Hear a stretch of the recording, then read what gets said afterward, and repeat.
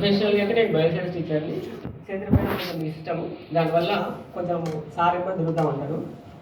అయితే నాది వచ్చేసి వికారాబాద్ జిల్లా దోమండలం బుర్కగడ్డ అనే గ్రామం లోపల ఆది మానవుని యొక్క రాతి గుడ్డ అనేది లభించింది.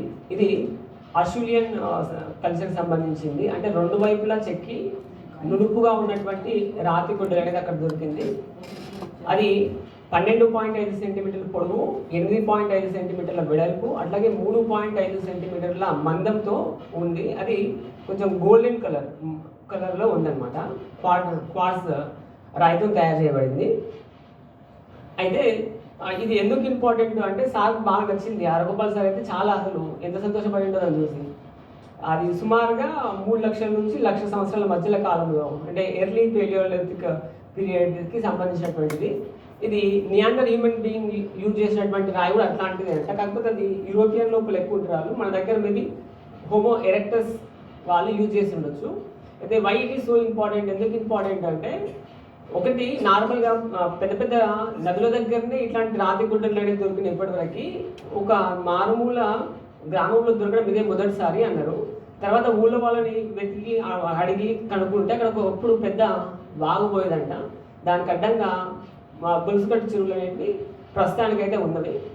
దానికి దగ్గర లోపల గ్రానైట్ రాళ్ళతో ఉన్నటువంటి పెద్ద పెద్ద బండరాళ్ళు గుడ్డలు ఉన్నాయి. కాకపోతే సమాధులు కానీ అట్లాంటివి దొరకలేదు వెతుకుతే.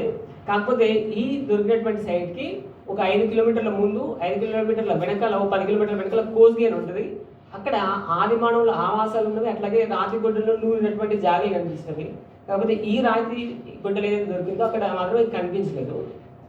ఇంకా వెతకాల్సిన అవసరం ఉంది. అయితే ఇది దొరకడం మాత్రం చాలా విచిత్రంగా దొరికింది.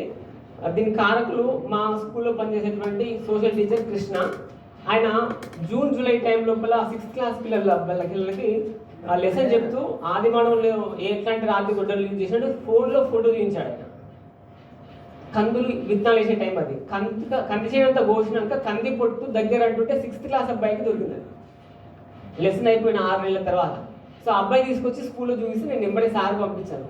పోయి ఒకసారి వెళ్ళి మొత్తం ఏరియా అంతా చూసి రాకుండా అంటే తర్వాత వెళ్ళి చూసాం అనమాట. సో దీనికి కారకులు మా సోషల్ టీచరు ఆ అబ్బాయి అనమాట.